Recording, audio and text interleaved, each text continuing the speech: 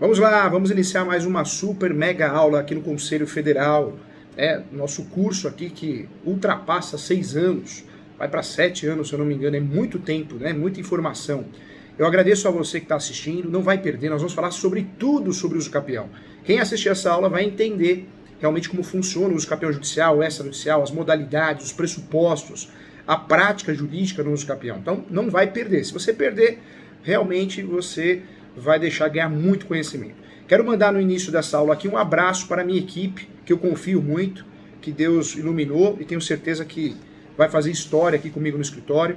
Ao Mário, doutor Esther, doutor Christian, a doutora Karen também. Não vou esquecer da Sara também, né? Sara também essencial, a Ana, toda a equipe aqui. O Mel, que eu não sei se já chegou, um abraço para ele também, tá bom? Então, abraço dado, homenagem a vocês aqui nessa aula, pela confiança, né, pela vontade de aprender que vocês têm, tá? Todos são pessoas do bem, a vida, eu falo que é um imã. Se a gente é do bem, a gente atrai pessoas do bem. Se a gente é uma pessoa ruim, atrai pessoas ruins. De vez em quando aparece uma pedra no caminho, mas a gente chuta ela, vai parar longe, não é isso? Vamos lá, vamos para a aula então. Hoje eu quero trabalhar com esse livro aqui. Esse meu livro que ganhou o prêmio da revista Four Times e ganhou o prêmio também da Lex Magister.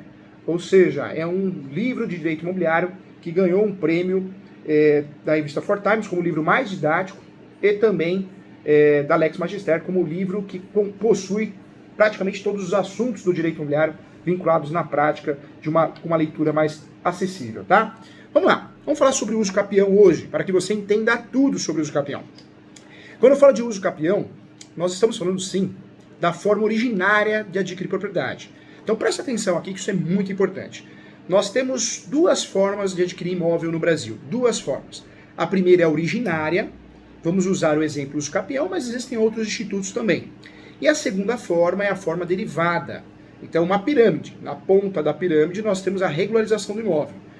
No alicerce dessa pirâmide, nós temos aí a forma originária e a forma derivada. Quando eu falo da forma derivada, é a compra e venda. Então, presta atenção aí, o pessoal da equipe, hein? Nós podemos comprar um imóvel através de um contrato de gaveta. Quando compramos através de um contrato de gaveta, nós estamos comprando a posse, não é o registro. Registro do imóvel é uma coisa só, é o seu nome, o meu nome, lá no cartório de imóveis. Quando você solicita uma certidão de propriedade, aparece o seu nome, parabéns, você é proprietário, você tem um registro, você tem um domínio no seu nome. Qualquer outro documento que você tenha que não seja o registro no cartório de imóveis, não é registro. Se você tem contrato de gaveta em cadeia, se você tem escritura pública não registrada, carta de arrematação, porque arrematou no leilão não conseguiu registrar, carta de adjudicação, porque ganhou uma ação de adjudicação compulsória e não conseguiu registrar, qualquer outro documento que você tenha, seja público ou particular, saiba que o seu cliente ou você tem a posse, você é posseiro, não é proprietário, hein?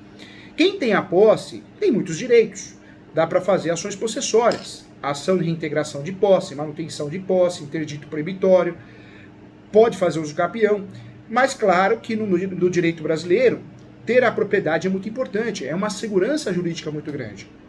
Preste atenção aqui, nós temos o registro do imóvel feito no cartório de imóveis, que é a transmissão. Quando eu compro e vendo, é registro. Quando eu registro uma sentença de uso capião, eu transmiti a propriedade. Eu transmiti a propriedade do posseiro, quem tem a posse. Eu estou transmitindo a propriedade, na verdade, do proprietário do imóvel ao posseiro, retificando aqui. Então, o registro é o sonho de consumo. Quem tem o imóvel registrado, existe sim uma presunção de segurança. Não é uma segurança absoluta, é uma segurança relativa. Porque segurança absoluta nós não temos no Brasil, mesmo você tendo o imóvel registrado. Você pode ser desapropriado, você pode sofrer um tombamento, uma requisição. Então, você nunca vai ter uma segurança 100%, mas, sem dúvida nenhuma, o direito imobiliário, quando você tem o imóvel registrado, é a maior segurança que nós podemos ter no Brasil, tá? Quero deixar claro aqui que o direito imobiliário é um segmento do direito civil, porém, possui conceitos e princípios próprios. Então, aqui nós vamos olhar sempre, procurar entender, quem quer atuar no direito imobiliário precisa saber que existe a Lei 6.015, a Lei de Registros Públicos, as normas da corregedoria, direito registral, direito notarial, precisa conhecer as leis esparsas, Lei do Inquilinato, Lei 8.245, precisa conhecer a Lei de Alienação Fiduciária, a Lei de Regularização Fundiária, são leis esparsas, mas importantes ao direito imobiliário. Nós precisamos saber aqui, quando nós compramos um imóvel, através da forma originária, nós temos alguns contratos. O primeiro contrato é o preliminar, é o contrato para fechar negócio, preliminar. Esse contrato preliminar é um contrato de 2 folhas, 3 folhas. O corretor de imóveis, o advogado, a advogada, a corretora, a imobiliária, o ideal é que tenha esse contrato na área de trabalho, porque é um contrato só para fechar o negócio. O Christian fez um contrato aqui preliminar, é um contrato simples, 2 folhas, 3 folhas. Do contrato preliminar, nós vamos ter um segundo contrato. É assim que deve ser feita uma transação imobiliária, de sucesso, segura. O segundo contrato vai ser o contrato definitivo. Se for um imóvel regular, eu vou fazer escritura pública no tabelião de notas, vou recolher o ITBI e vou registrar no cartório de imóveis. Se eu estou comprando a posse, ou seja, um imóvel irregular, eu não vou fazer escritura pública, eu vou fazer cessão de direitos possessórios e afins. Ok? Então nós temos aí no mundo do direito imobiliário, isso é importante saber, que interessa ao uso capião, porque são os chamados justo título, nós temos aí o contrato preliminar, que é o contrato de fechamento de negócio. Compra e venda, pagamento à vista. Segundo o artigo 108 do Código Civil, deve ser feito por escritura pública, hein? Sob pena de nulidade, inclusive. Compromisso, estou pagando o imóvel, mas existe uma dívida, então eu posso fazer até a averbação na matrícula do imóvel. Promessa, eu estou comprando um imóvel na planta, promessa, de uma construtora, uma incorporadora. Cessão de direitos possessórios, estou comprando a posse, um direito sui generis, um direito autônomo, anote aí, enunciado 492 da 5ª Jornada de Direito Civil. Você anotou? Enunciado 492 da 5ª Jornada de Direito Civil. Então, fique atento, esse enunciado diz o quê? Que a posse é um direito sui generis, um direito autônomo em relação aos demais direitos, tá? Temos ainda a cessão de direitos, foi uma criação recente. O cartório, quando ele está proibido de fazer cessão de posse, ele criou essa, né? Cessão de direitos e obrigações. E temos ainda a cessão de direitos hereditários, quando eu compro a herança. São os contratos chamados contratos imobiliários próprios. Nós usamos também os contratos de direito civil, aqueles contratos que são estudados no Código Civil, os contratos em espécie. Mas no direito imobiliário nós temos os contratos próprios de direito imobiliário, tá bom? Então isso é importante aqui. Vamos lá, alguns pontos importantes voltando aqui. Quando eu falo de uso capião, então, é uma forma originária de adquirir propriedade. A matrícula pode ter uma indisponibilidade, pode ter um gravame, pode ter um bloqueio judicial e mesmo assim eu consigo fazer uso capião. Porque é uma forma originária. O que interessa no uso capião é a posse, hein? É a posse. Outro detalhe que eu queria falar com você, que é um detalhe importante, quando eu falo de uso capião, além de ser uma forma originária de adquirir propriedade, quando feito através de ação, é uma ação declaratória, por isso ela não tem réu. Muitos advogados e advogadas, e eu corrijo muitas peças de uso capião dos nossos alunos da pós, alunos que me procuram para prestar mentoria, o primeiro erro do advogado na peça de uso capião é criar um réu. Não existe réu. O processo de uso capião, ele é de jurisdição voluntária, consensual. Se alguém se habilitar ou questionar, né, após a citação apresentar uma contestação, ele se torna litigioso. Por que nós incluímos um réu no sistema do TJ de muitos estados? Porque o sistema é falho. Então nós somos obrigados a incluir um réu, mas não existe esse réu. E na verdade nós incluímos o réu, o último proprietário que conste na matrícula. Então isso é muito importante. Nós temos 3 procedimentos de uso capião, anota, isso é muito importante. Quem está assistindo essa aula precisa saber tudo de uso capião, hein? Precisa entender muito, não é pouco não. Então presta atenção aqui. Nós temos 3 procedimentos de uso capião. O procedimento chamado procedimento judicial, é uma ação judicial. Temos que respeitar o artigo 319 do Código de Processo Civil. Temos o procedimento extrajudicial, que é no cartório, que vendem para nós que é o mundo perfeito, o mundo ideal. Não é bem assim. Claro que é uma carta na manga bem bacana, dá para usar, mas se tem litígios, se tem herança, se tem confusão de documentos, se tem falta de documento, eu vou procurar o judiciário, tá? E existe ainda o uso capião administrativo, que é o uso capião que equipara-se a REURB. Eu faço um requerimento na prefeitura, na comissão de regulação fundiária, a prefeitura vai dar um título, uma certidão de regularização fundiária. Alguns cartórios registram, outros cartórios não registram. Por isso eu falo que a REURB também venderam para nós como uma solução maravilhosa, mas não é. Por quê? Porque muitas vezes eu não consigo registrar a certidão de regularização fundiária no cartório de imóveis. Ou seja, a REURB muitas vezes ela não entrega regularização registral, só regularização fundiária. Então eu paro na estaca zero que eu estava, né? É complicado, coisas do Brasil. Vamos lá, voltando para o uso capião judicial aqui. Quando você for fazer um uso capião judicial, presta atenção aqui, ó. tem que fazer com amor, com carinho, muita atenção. Endereçamento, vai para a vara especializada, a vara de registros públicos. Muitos estados, muitos municípios, e eu trago como exemplo São Paulo, não interessa se você mora na Vila Madalena, se mora na Vila Prudente, se você mora na Zona Leste, na Zona Norte, Zona Sul, em São Paulo. Se você vai distribuir uma ação em São Paulo de uso capião, vai para a vara especializada, o Foro Central, João Mendes, a primeira vara de registros públicos ou a segunda vara de registros públicos. É para lá que você vai encaminhar esse uso capião. Em São Paulo, município de São Paulo eu estou falando. Por quê? Porque nós temos as varas especializadas em uso capião. Em São Paulo é muito grande, nós temos os foros regionais. Mas o uso capião vai ser decidido no Foro Central, não interessa se você mora na região Norte, região Sul, ok? Em cidades menores, nós não temos varas especializadas, então normalmente nós temos as varas cíveis. A vara cível, eu não sou muito fã, porque a vara civil julga um divórcio, julga uma separação, julga o inventário, julga um dano moral, julga uma colisão de veículo, depois vai julgar o uso capião. Se o juiz ou a juíza gosta da matéria, vai ajudar, mas se o juiz não gosta da matéria, não conhece a matéria, a juíza também não, e acontece, vai acabar atrapalhando. É onde nós temos muitos julgamentos esquisitos, estranhos, extinção sem resolução do mérito, sem sentido, sentenças que falam, vai logo ali no cartório. Por quê? Porque o juiz não conhece a matéria, então talvez o juiz ou a juíza aplique uma jurisdição defensiva se livrando do processo. Outra situação que aparece muito, o uso capião de herança, gente. Quando nós temos um uso capião que envolve direitos hereditários, um imóvel de herança, muitas vezes o juiz ou a juíza ele não quer se indispor, porque é uma cidade pequena, cidade interior, ele não quer se indispor com ninguém. Então ele julga rápido essa ação e normalmente improcedente. Por que improcedente? Porque ele se livra do processo e quem vai reformar essa decisão é o segundo grau de jurisdição. Isso é muito comum. Por quê? Porque não quer se dispor com a família, com ninguém. E nós sabemos que uma cidade menor, você encontra a pessoa no mercado, você encontra no shopping, você encontra na feira. Então, é uma realidade no Brasil. Então, ponto importante. Vamos lá. O uso capião no cartório é facultativo. Facultativo. Infelizmente, quando você distribui uma ação de uso capião, alguns juízes e juízas, tentando induzir o advogado ou a advogada, eu falo que é o fraco advogado ou o fraco advogado, querendo induzir esse advogado a erro, ele solta o seguinte despacho, ele ou ela.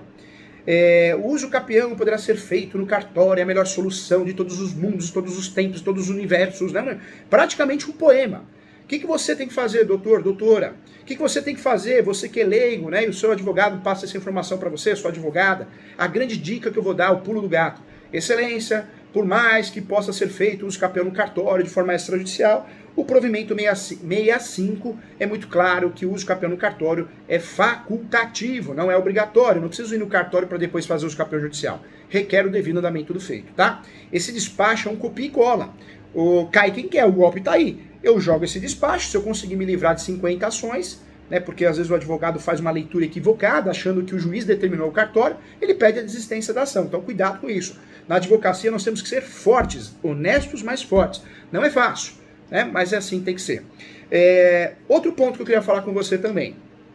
Tem muito aluno da nossa pós, aluno dos cursos que eu faço, no SERS, na FGV, na PUC, na Uninove, e fala, professor Júlio, mas olha que despacho absurdo, o juiz implicou comigo.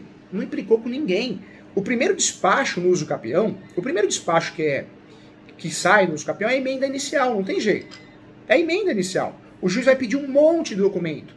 Vai pedir a certidão de propriedade, certidões de distribuidor cível que você consegue no site do TJ com facilidade, distribuidor cível da Justiça Estadual e da Justiça Federal, certidão de distribuidor criminal da Justiça Estadual e da Justiça Federal. Então, esses documentos, a planta terminal descritivo que nós vamos juntar, esse despacho é comum, acontece com todo mundo, não se assuste não, tá? Não é só com você, porque na verdade o judiciário quer documentos. Valor da causa do uso capião, valor venal, hein?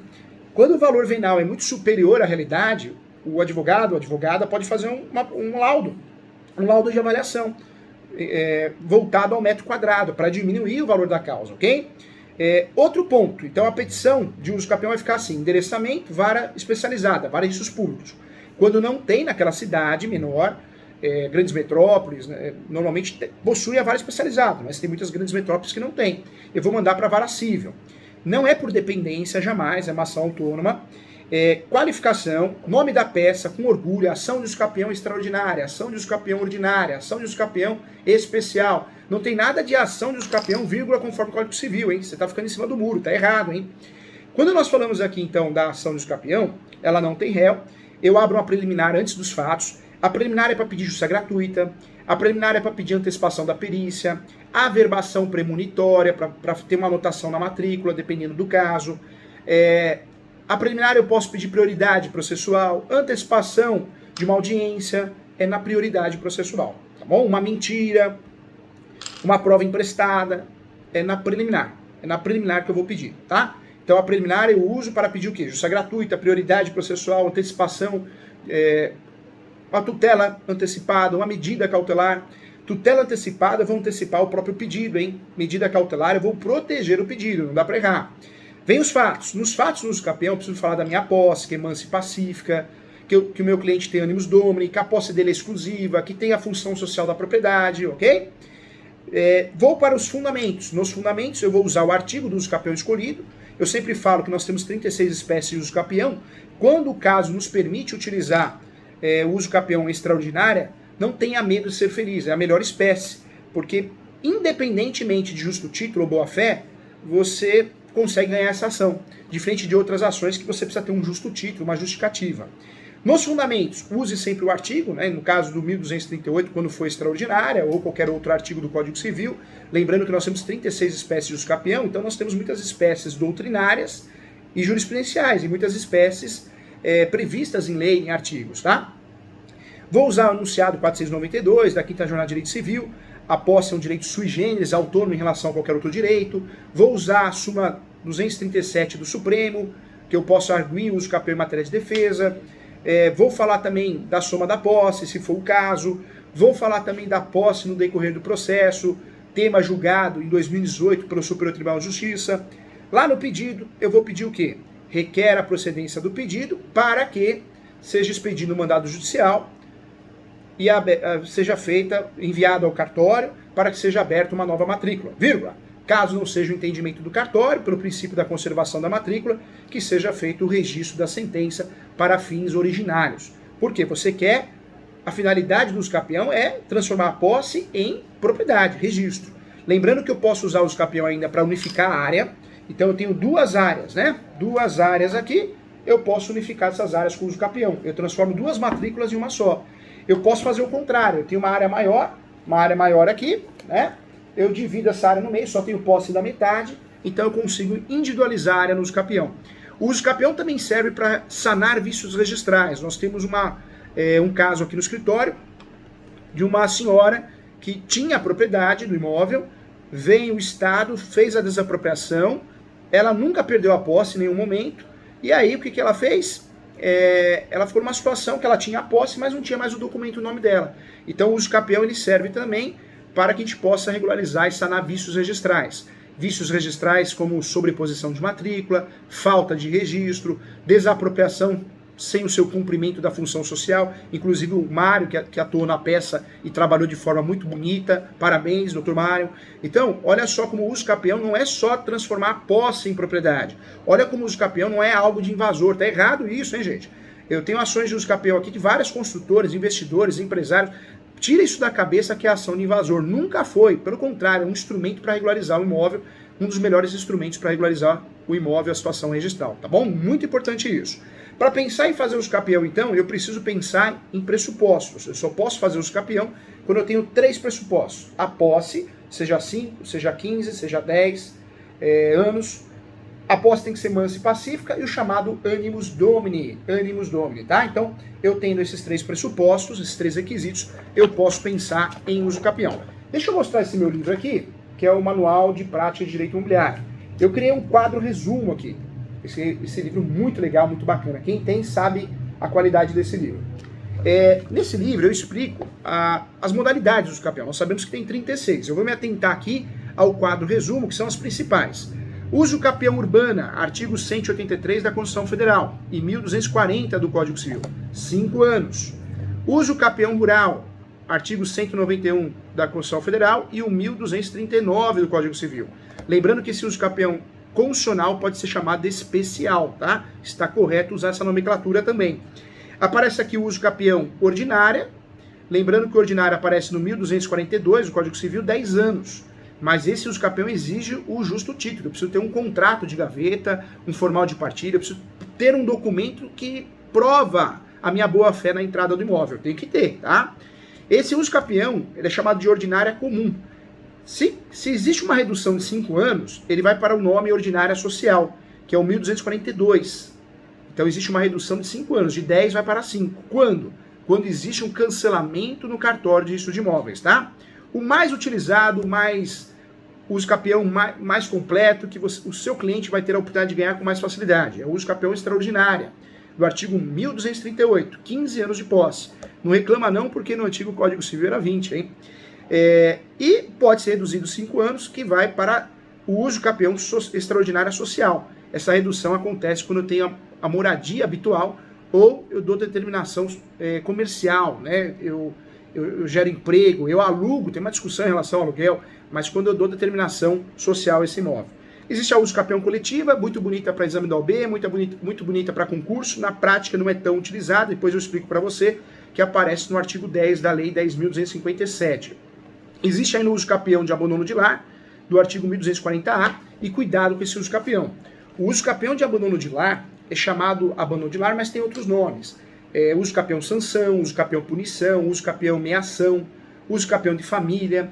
Esse uso capião não tem o objetivo do uso capião que nós estamos acostumados, regularizar o imóvel. O uso capião de direito de família, que é o de abandono de lar, que tem vários outros nomes, ele é um uso capião que tem outra função, é punir aquele que abandona. Então o seu marido, a sua esposa, o seu companheiro, a sua companheira vai embora de casa. 2 anos de abandono.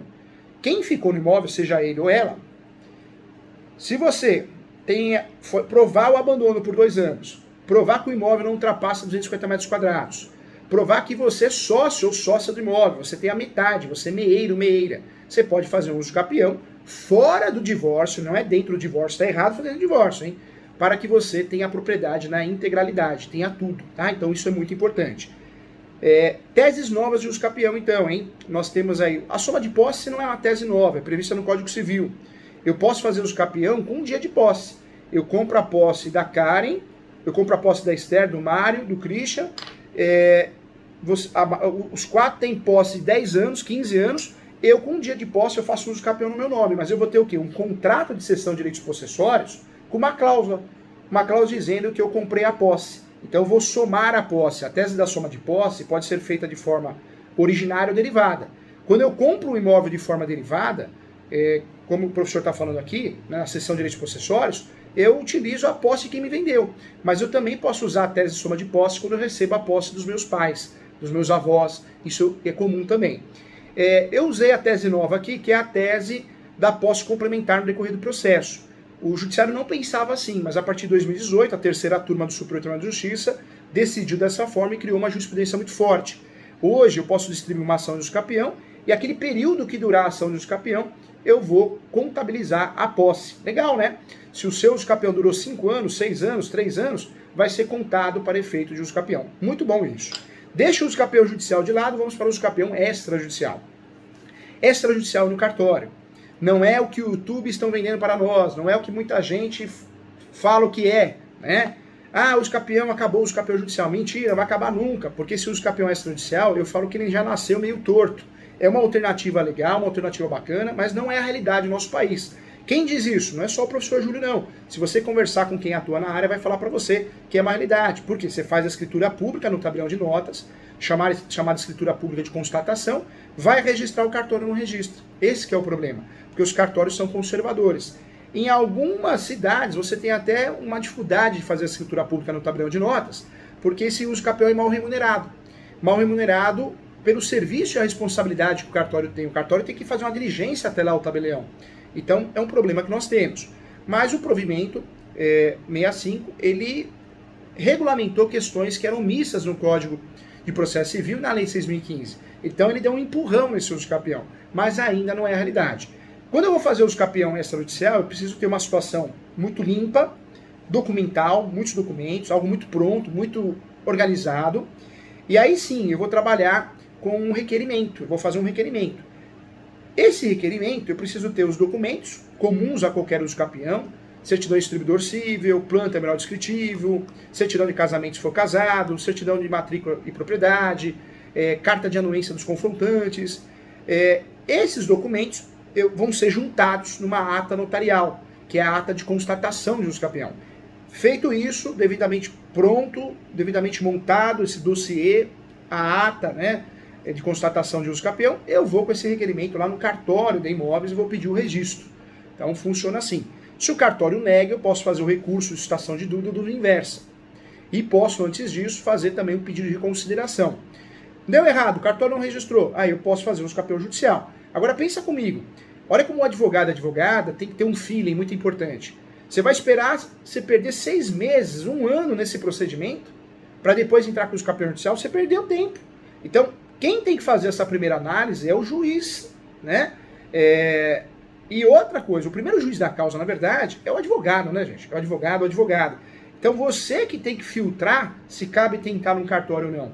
Porque você pegar aquela documentação e entregar na mão de um tabelião, você vai me desculpar, isso não é advocacia extrajudicial. Isso é se livrar do problema. Só que quem perde com isso é o seu cliente, né? É o seu cliente porque você está largando na mão do escrevente, perde 6 meses ali, as certidões vão vencendo, depois tem que tirar mais certidão. Cuidado, tá? Tem que fazer uma análise com mais excelência, cuidadosa. Não é batata quente, fugir do problema e falar que está advogando o extrajudicial. Isso não é advocacia extrajudicial, não.